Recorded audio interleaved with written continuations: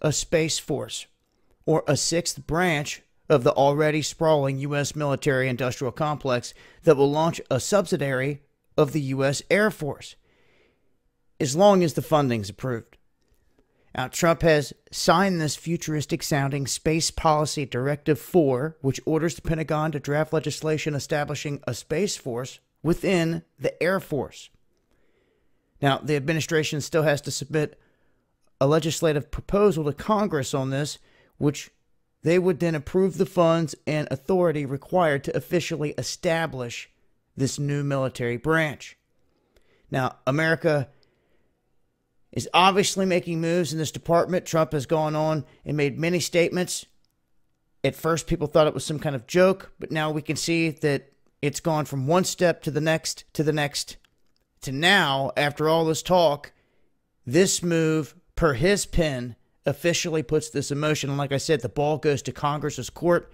Once they put the stamp on this, this thing is done and in motion. Now, last week, the Pentagon released a timely intelligence report portraying Moscow and Beijing alongside the other usual suspects of Iran and North Korea out here on the world stage is trying to bring warfare into space. And I've warned a dozen times about the Shining Star satellite, the threat of an EMP, and all the other possibilities out here on the world stage.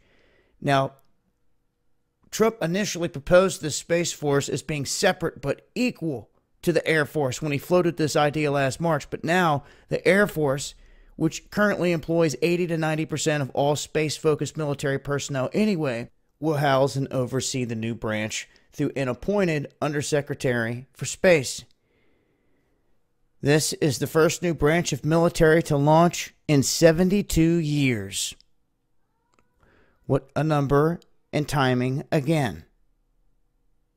And, of course, we've had China making moves, and it looks like this administration is ramping things up in this direction.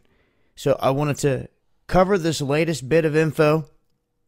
I'm going to leave a link. Make sure to follow me on Twitter for more. This has been Dabu7. Eyes to the skies.